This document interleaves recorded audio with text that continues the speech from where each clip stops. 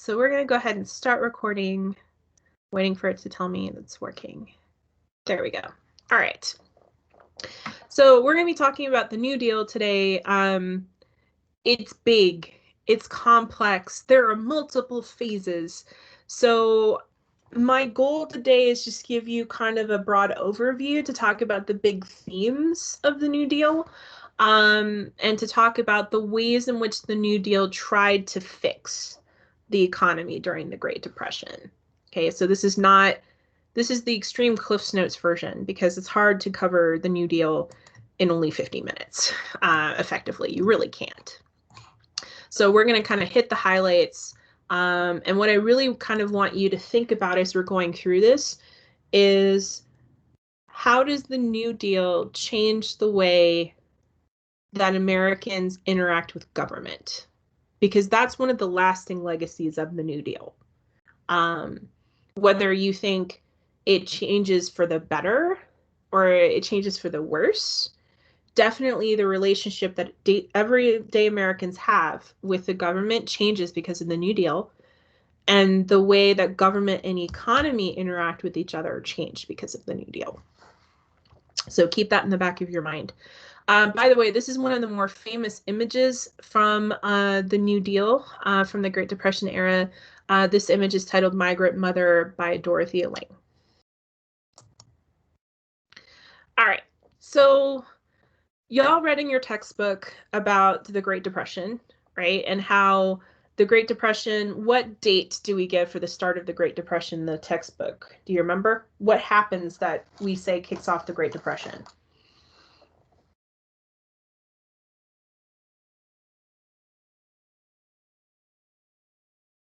What event do we kind of go, aha?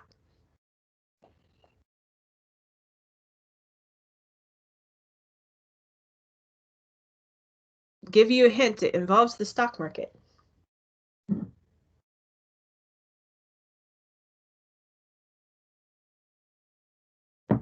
So we kind of pinpoint, yes, Lavender, go for it. Yeah, was it the stock market crash on Wall Street? Yeah, the stock market crashed on Wall Street in 1929, right? Black Tuesday. Is what they call it because the stocks went. Now, as your textbook mentions, though, it's a little bit more complicated than that, right? Because really kind of the economy and the agricultural sector was struggling into the early 1920s. And as the crash course video on the Great Depression and the stock market crash talks about, if you've watched it already this week, not everything immediately fell apart in 1929. It's kind of this sort of slow decline, and then we're really into the depths of the Depression in 1931 and 1932. So unfortunately for Herbert Hoover, who was president when the stock market crash happened, 1932 was a presidential election year. And with the economy still struggling, realistically, he doesn't stand much of a chance versus his opponent, Franklin Delano Roosevelt. And if you're like, another Roosevelt, yes, he is the cousin, a distant cousin of Teddy Roosevelt, the fifth cousin, I believe. So he comes from the same sort of wealthy, kind of old elite family of Roosevelts in New York. FDR, as I'm going to call him just for simplicity's sake,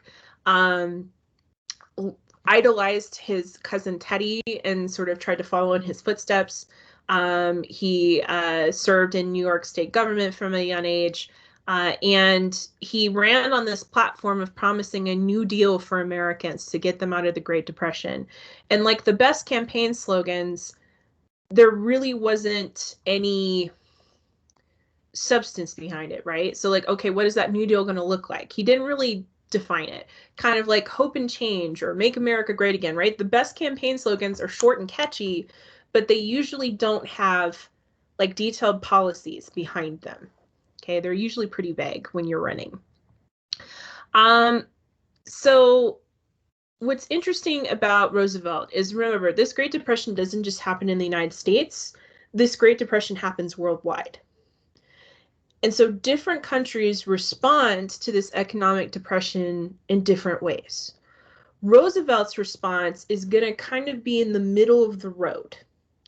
So when normally we have more time in them in the classroom, we do what I call the hot, crazy scale of political ideas, in which we map out where they are in relation to each other, but that doesn't translate very well to teams.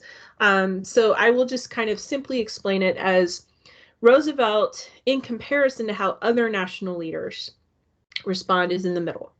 There are a lot of national leaders, especially in Great Britain, who take the most conservative approach and say, we're going to do nothing, because in a capitalist economy, the economy regulates itself, right? So the idea is it will fix itself.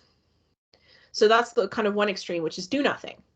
And then the complete opposite extreme is what we see in the rise of states that embrace fascism during this time. So like Italy, Nazi Germany, Japan, where they go to the complete opposite end and government sort of steps in to take the reins over the economy.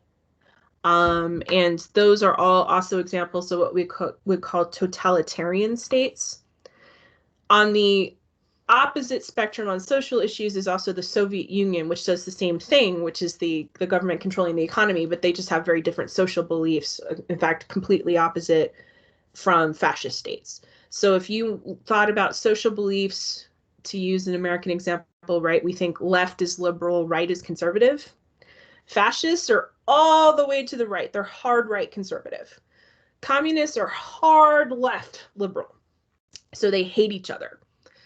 The reason a lot of people confuse communism and fascism is because in the case of, say, Nazi Germany and the Soviet Union, they're both totalitarian states. So the government has a lot of control over people in the economy. Okay, so please never say that fascism and communism are the same thing. They hate each other with a burning, fiery passion. Okay. So Roosevelt is operating in this middle space between do nothing and the government just going crazy trying to do everything to respond to the Great Depression. Okay. So even though Roosevelt was doing a lot more than Americans were used to, on a global scale, he's pretty moderate. What Roosevelt does is he actually stocks his cabinet full of people who are experts. So he's actually returning to that progressive idea, right, which is recruit the best possible person for the job, the person who has the experience, not necessarily the person who donated the most money to your campaign. So, if we're going to pick somebody for education, like, for example, this week we just confirmed a new Secretary of Education who used to be a teacher and a principal and a school administrator. So, it's very different from our last Secretary of Education, Betsy DeVos, who did not have any of that experience. So he does that. And what that means, though, is that because he's getting the experts in all of their fields, they don't necessarily agree with one another or see eye to eye. And Roosevelt wants that. He wants them to bounce ideas off of each other and have discussion to try what are some things that we can do to try to end the Great Depression. So if you ever wondered why we judge presidents by how much they get done in their first 100 days in office, that's because the first wave of the New Deal is hammered out during these first 100 days of FDR's presidency. So that's why we tend to judge presidents. What did you get accomplished? Because he kind of sets this precedent for getting a lot of stuff done quickly in the first 100 days. All right, so there are two waves of the New Deal. Well, technically a third, but the third is kind of like the second. So we're going to say two. There are two waves of the New Deal. So the way to differentiate them is what they think is wrong with the economy. So the first New Deal assumes that the economy is broken because of a lack of regulation, right? That capitalism has just gone completely crazy. It's not regulating itself very well. So if we focus on better regulating economies and businesses and getting businesses back on their feet, that'll fix it. Okay, so that's what they're assuming is the problem. So all their solutions that we're going to talk about during the first New Deal is geared towards that. Okay, that definition of what caused the Great Depression. Okay, so we're going to see a lot of attempt to jumpstart businesses. Like, for example, one of the first things that happens is we get rid of prohibition. Okay. Why are we getting rid of the ban on alcohol?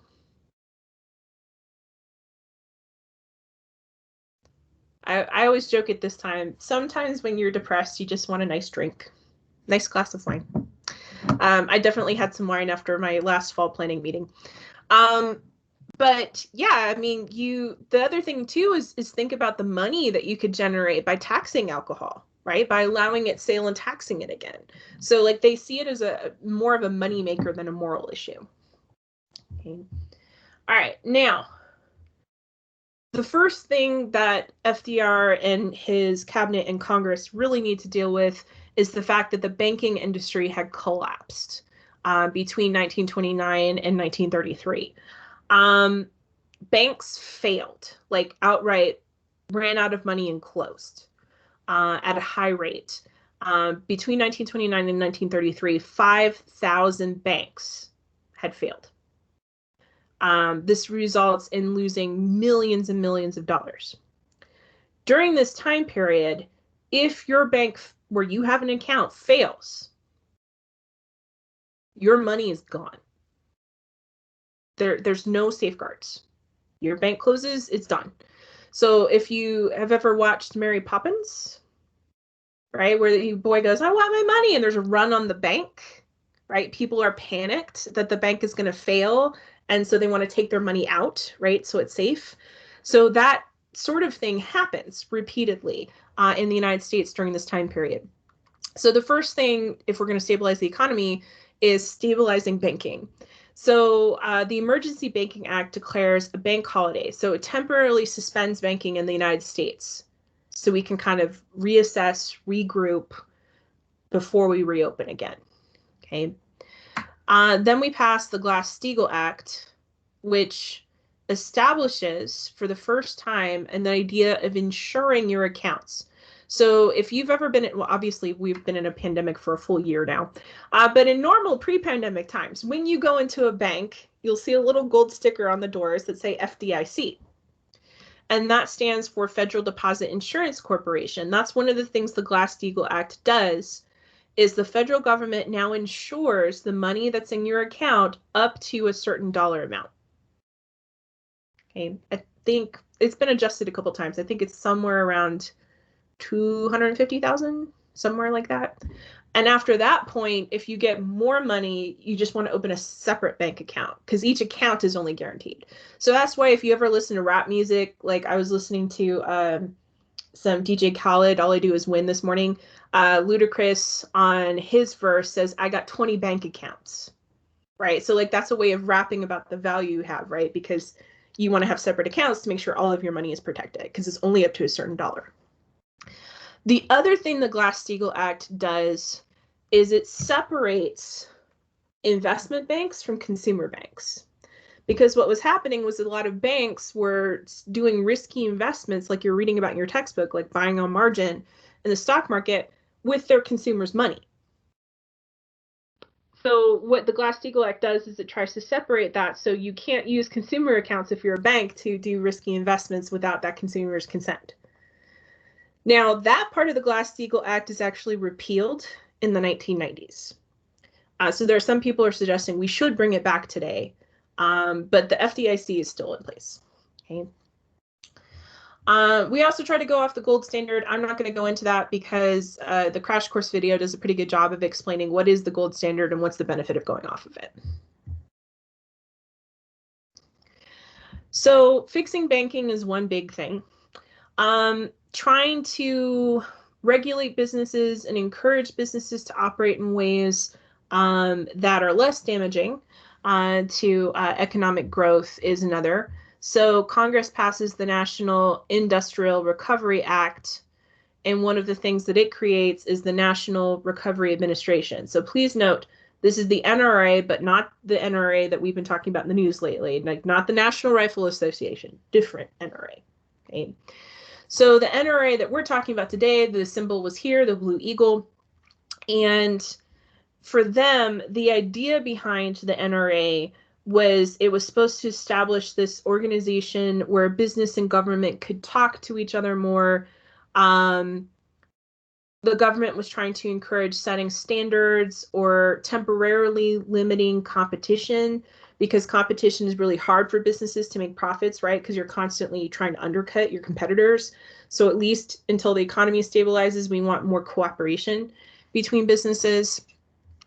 And the other thing they had to do was to try to rehabilitate the image of business, because when the economy tanked and like unemployment skyrockets, people don't have very good opinions of businesses and businessmen.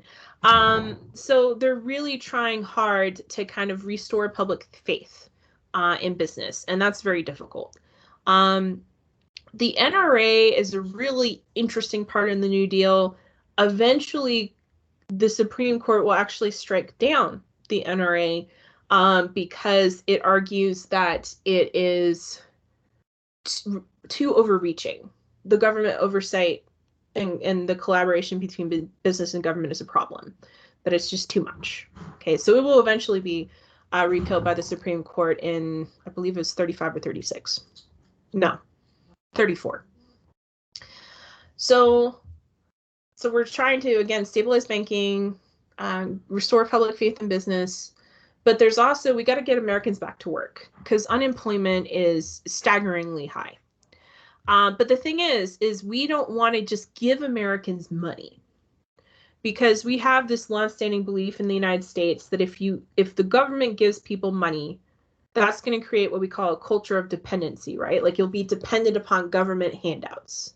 So we don't just want to give you money, but they wanted to create opportunities for you to work and get money. So what the government does is they embrace the idea of public works programs. So here you see on the slide a couple of examples. By the way, you will notice the New Deal has a lot of abbreviations. We call them the alphabet agencies because of that. Okay, this is why I never quiz you. I never put like be like, okay, CCC, what does it mean? Go. Okay, like I'm not that mean. But we have like the Civilian Conservation Corps that employs mostly young men working in national parks. So like 3 million of them work in that program before it finally ends in 1942. The Public Works Administration, the Civil Works Administration operate in slightly different ways with the same goal, which is to work on infrastructure projects. The only difference is the CWA, the government hires you directly to work on infrastructure projects. The PWA, the government awards bids to contractors who then hire you. Okay, but the idea is the same, is putting people to work doing things like building roads, bridges, schools, airports, etc. So in the first year of the program's existence, about 4 million people get jobs this way. But there's concern, right, over government spending in this case. And then the Tennessee Valley Authority is another example of a specific government development project, in this case, building dams in the Tennessee River Valley, both to address problems of flooding that had plagued a lot of small towns there. But what can you also use dams for? Not just to prevent flooding. What's another use for dams? Yes, Lavender. Electric. Yeah, you can generate power and electricity. And remember, at this time, there were huge swaths of the United States that aren't really connected to the electrical grid. So this enables this relatively poor region of Tennessee access to electricity for the first time. So there are other similar projects like the Hoover Dam, right, in Nevada, that do the same thing, right? They're designed to improve access to electricity. Because also, too, if you give people to access to electricity, what also then happens? You go from having no electricity to now you have electricity in your house. What can you use the electricity for? Oops. Hang on. Sorry, my niece has decided to try to FaceTime me, apparently. She's only 3. She doesn't know that Auntie Mel teaches in the mornings on Wednesdays. All right. So this enables you to buy things like lamps and refrigerators and radios, right? Things that use electricity. So again, you're generating business, right? You're getting people to buy stuff if they can, plug it in and use it for electricity. Now, the part of the economy that had been suffering the longest, so before 1929, was agriculture. Because as your textbook mentions, American farmers beef up production of food products during World War I when Europe can't do it because they're in the middle of a war, right? They're literally ripped apart by trench warfare. But the problem is when the war ends and these like European farmers go back online, then we have all of this supply of farm products, and what does that do to price? If you have this huge supply, your price goes down. Exactly. Okay. So this meant that throughout the 1920s, a lot of people were losing their farms to foreclosure because they couldn't make enough money. So the Agricultural Adjustment Act tries to raise prices so that way farmers are making more money. They also try to set quotas for production. So to try to prevent the market from being too flooded, they try to say, okay, you're only going to grow X amount of acres of corn, for example. Now, it's not without controversy, because what happens if you have too much of something, if you go over the quotas? What do you think happens to the excess food? Can't sell it because then that would drive the price down. What happens? It just gets wasted, unused. Destroyed, yeah. Unused, wasted. The most famous example was Congress ordered 6 million pigs to be destroyed. Now, we always care. I think a lot of people care about food waste, right? The other thing is people are literally going hungry because unemployment is so high. And that's a lot of bacon that you just destroyed, right? That you could have distributed to people in need. The other thing is, too, is that the farmers who own their land are benefiting from price raising and quotas, but the farmers who rent their land, like sharecroppers in the South, right? Like they don't get to see this benefit because they don't own the land. They're just renting. The other problem for agriculture is at the same time we have a Great Depression, we have an environmental catastrophe known as the Dust Bowl, which you can see pictured here on this slide. The Dust Bowl happens literally, and I'm going to make a pun here, because of a perfect storm of issues. Remember, a lot of land in the West originally had not been farmland, right? Because we talked about in History 1301, where you had the prairie, those native grasses were so tough that you can only turn that into farmland with steel-tipped plows. Okay, so this land is not initially meant to be farmland. So you have over-farming contributes to soil erosion. And then we have a period of drought. So what ends up happening is when you get a massive storm, when you have a drought and soil erosion, you end up with these huge, massive dust storms.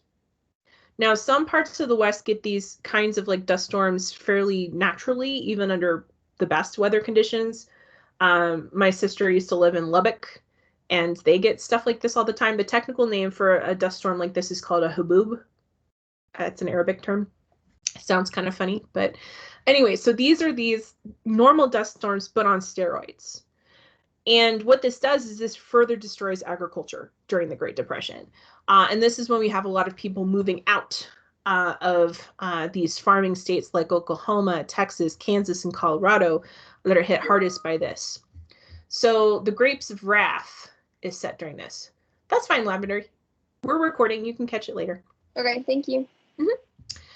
So The Grapes of Wrath, if you've ever watched the movie or read the novel, that's a fictionalized version of what happens to a lot of real life Americans, where they're kind of uprooted from their farms and they're going west to places like California trying to find a better life. As you might guess, with a lot of poverty and unemployment, people are also losing their homes. Again, the idea was that there was no way, if your bank that held your mortgage went under, there was no way to protect your house or your mortgage. So kind of similar to bank accounts, what the United States government does is establishes a couple of entities like the Homeowners Loan Corporation and the Federal Housing Administration to help ensure the stability of your mortgage on your house. And then the government also starts to embrace the idea of providing some housing for those who are struggling with finding a roof over their heads for the first time ever. But the first New Deal programs don't end the Depression. Unemployment is still at 10 million, or about 20%, by the end of 1934. So this is when people start asking the question, is it really a lack of regulation that's causing the Great Depression? Maybe something else is going on, and because we're not thinking about something else, maybe we need to rethink what's going on and rethink our approach to the Great Depression. So a lot of people start making the argument that it's actually a lack of equality of condition. So we think of equality of opportunity all the time, right? The idea of the American dream, that everybody has an opportunity to raise themselves up the social and economic ladder and achieve success. But as we kind of talked about at the beginning of this semester, the big question mark was whether that was still possible for a lot of people, that maybe conditions had become too hard to be able to realistically have that opportunity. So this is why people start talking about equality of condition, creating a basic standard, a basic minimum standard of living in the United States. So things like a minimum wage would be an example of equality of condition. So people started asking, was the Great Depression actually being caused by an imbalance of wealth? Okay, so lack of equality. This, very small percentage of Americans who had a lot of wealth, and then a lot of people who had almost nothing. So there were people who were floating ideas that go, if this is the problem, what are some ways that we can fix it? So one of the more famous ones is Huey Long, who's seen pictured here. Huey Long was a Louisiana politician. He was the governor of Louisiana from 1928 to 1930. And he came from a really interesting part of Louisiana that had a very long tradition of progressive and populist politics, even socialist politics. So he was originally governor and then became elected senator to represent Louisiana in 1930. And he promoted this idea called share our wealth, in which he argued that we should forcibly redistribute wealth, that we should seize all money above. So if you are an American who makes above a certain amount of money, we take everything that's above that amount from you and we redistribute it to the poor. And he argued that you could actually be able to, through doing that, give everyone $5,000 and a guaranteed job. Now, I'm not talking $5,000 in today's money. I'm talking about $5,000 adjusted for inflation. Okay, so it's been a little while since I did that math. So let's pull up the old inflation calculator. So 5,000 even in today's money would be pretty sizable, right? I mean, that's better than the stimulus checks that they've been passing during the coronavirus pandemic. So for $5,000, that would be the equivalent of $97,605.22 in 2021 money. That is a significant chunk of change. Okay. Now, Long was actually assassinated by a political rival. He probably would have tried to run for president if he had lived, and might have done pretty well, because that's a message that plays really well to people. Politicians promising to give you lots of money. Less sort of extreme examples would include Dr. Francis Townsend, who proposed that the government should guarantee an income to seniors of $200 a month. And that is about just shy of $4,000 in today's money. And his idea was that we should guarantee this money to seniors with the stipulation that they had to spend it. So in other words, they couldn't save this money. So the idea was not only helping older, more vulnerable people, but also getting them to pump money into the economy by being consumers and spending that money. And there are townshend clubs that pop up across the United States where people promote this idea, and about 2 million people actually participated in these clubs. So the idea of income inequality and economic distribution being whack is what, and that's to use a technical historian term, whack, being messed up. This is the idea of the Second New Deal. So the Second New Deal says, okay, we tried to regulate the economy better. That didn't get us out of the Depression. So let's try operating on the assumption that the Great Depression is caused by a lack of income equality. Let's design programs that are meant to address that, and let's see if that fixes things. So one of the things they do is they continue this legacy of work programs from the first New Deal phase, and they establish a new agency called the Works Progress Administration, which lasts much longer than any of the earlier ones until 1943. And the idea was very similar to the earlier ones, that we would do things like infrastructure projects. And in fact, you can still see the legacy of the WPA in today in our landscape. They build over 500,000 miles of road, 600 airports, countless buildings and bridges. What's different about the WPA from the earlier agencies, though, is they also employ white-collar workers. In other words, people who aren't manual laborers. They employ artists, musicians, dancers, to create things like public murals or to stage performances of the arts that tour the United States. They employ historians to go and gather oral histories. So one of the legacies of the WPA project is they actually interview a lot of people who were elderly, who had actually been born into slavery, and interviewed them about their memories of their life before the end of slavery. So this is where the WPA is very different, and why they're able to employ a lot more people, because they're not just thinking of building things, but they're also thinking of bringing arts, bringing culture, expanding historical knowledge. And so they're employing people who would not otherwise qualify for manual labor on these infrastructure projects. Probably the biggest expansion of the government into this business of trying to create equality of condition is the Social Security Act. The Social Security Act is probably one of the most lasting legacies of the Great Depression and the New Deal. The United States, until this point, had not had any national level system of welfare.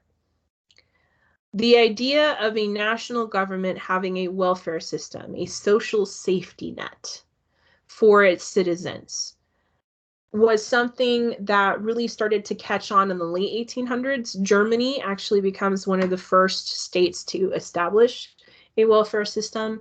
I believe in the 1880s is when they established theirs. But the United States didn't have one. The idea was that the Social Security system established would help provide aid for people who are unemployed, people who are elderly, poor, disabled, families in poverty. And they built off of older ideas from progressives and socialists, because the United States, up until this point, when they did embrace ideas of welfare, they tended to be temporary, right? Like if we had an economic panic, like we often did in the late 1800s, that we would temporarily provide aid. But this Social Security Act established a system that permanently could distribute aid to those in need. And for the United States, this is a very big departure from anything we'd ever done. But compared to systems already in place in Europe at the time, like this is not very extreme. So one of the reasons that the Social Security Act is not quite as extreme is in who gets to oversee it. When the Social Security Act was being discussed in Congress, before they passed it, there was a question of whether this legislation would make the national government too powerful. So the concession that FDR and New Deal Democrats made was to give control over how this money is distributed, how this aid is distributed to the state and local governments. So the idea is the infrastructure is at the national level, but the federal government sends funding to the state and local governments, and state and local governments are allowed to set guidelines for who gets money and how much. So they're the ones who distribute it. Okay. Then there's the question of old age pensions, because again, we don't just want to give people money. So that's where we come up with the idea of a tax on workers. So if you've ever earned a paycheck that hasn't been, just you paid in cash, if you've ever worked a job where you get a paycheck, you will notice that you have stuff taken out for Social Security. Unless you're in certain fields, like for example, in education, teachers don't have Social Security taken out because oftentimes they have pension systems through their states. Okay. I'm an employee of the state of Texas. I don't pay Social Security, but I do have like a separate system for retirement. So the idea then is that you're paying into this system, and then when you retire, you're just retiring off of the money you've already put into the system, right? The problem is you already have old people when Social Security is starting. They don't have the opportunity to pay into the system because they're retired. So that means the system is constantly playing catch up with the current generation of workers funding the previous generation of workers. And so that system only works if you have relatively similarly sized generations, which we don't. So that's one problem. But the idea of determining who gets benefits and how much means that your experience with Social Security is going to be very dependent upon where in the United States you live. So Texas, for example, has very different standards for Social Security benefits than a state like Oregon or Hawaii or New York. Okay? One of the things that we're going to see is that southern states in particular are going to use their control over Social Security to limit minority access to these benefits. So that means that that's one of the limits of Social Security, is whether you qualify and what benefits you get really depend upon where you are, even though it's a national piece of legislation because of the state control of those funds. The other thing is there's a lot of workers that aren't covered. For example, initially, if you worked in agriculture or domestic service, you did not qualify for Social Security. And those were industries in which women and minorities were a much higher percentage of workers. That will later be kind of addressed and fixed later on during the Eisenhower administration.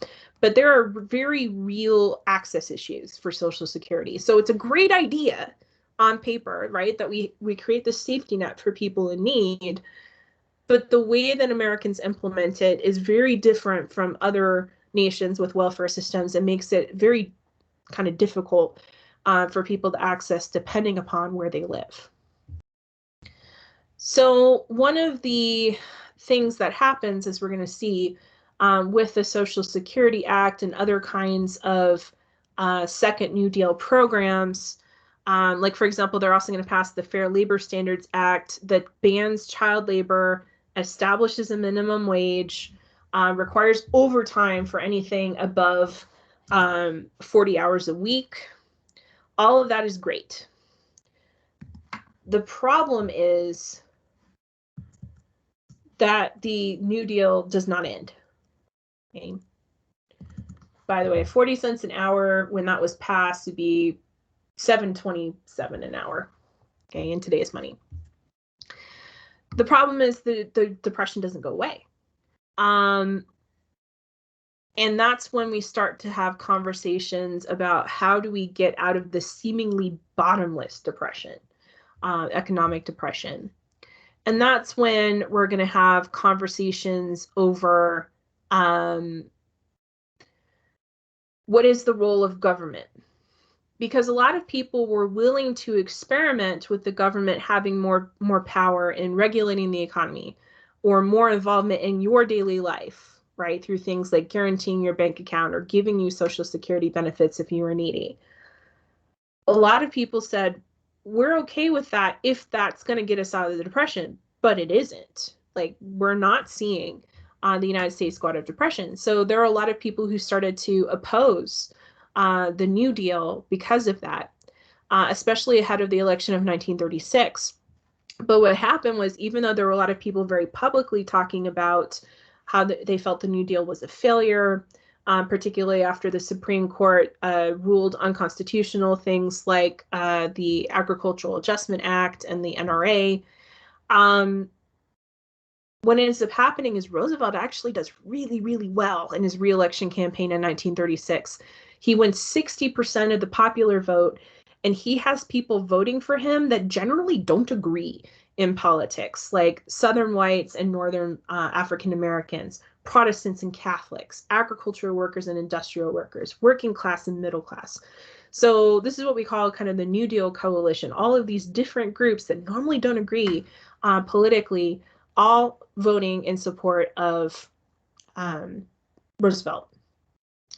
And one of the things that Roosevelt's going to do after 1936 is he's going to come across the ideas of this British economist called John Maynard Keynes. John Maynard Keynes writes a book with the lovely title, The General Theory of Employment, Interest, and Money, because economists are just about as good as naming things as historians are, i.e. not very.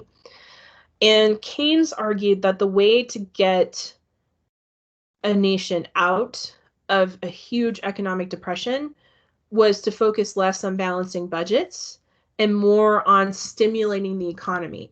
So Keynes's idea was, if the government just embraced large-scale spending projects, and we didn't worry about the budget right now, we'll get to that later, but basically try to spend to put a bottom on the economic free fall, that would eventually stabilize the economy and get us out.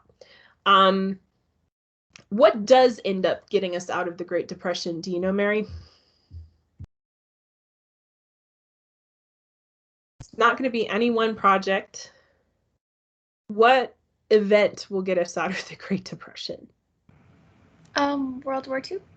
Right. Because that is economic expansion on a large scale, right? So that's really going to be what ends the Great Depression. And because that was so unprecedented, as you're going to read next week when we talk more about World War II, a lot of people are very anxious and afraid that the Great Depression will continue once we end World War II, that we'll go back into a period of economic decline, which doesn't happen, spoiler alert, but definitely there's a lot of concern. So the New Deal made Americans more comfortable with the idea of government regulation, of government being involved more and more in their daily lives. And again, whether you think of that as a good thing or a bad thing is entirely up to your sort of individual viewpoints. There are a lot of people who trend more sort of libertarian, right? The government should really stay out of the economy and my personal life. That would make the argument that this was a bad thing. There are others who argue, well, but this was the government coming in and doing things to embrace the idea of equality of condition, and so that was an improvement. Again, like, you can interpret it in different ways, but regardless of where your individual viewpoints lay, this did fundamentally change how Americans related to their government. So I'm going to leave there with a very whirlwind CliffsNotes version of the New Deal. Do you have any questions?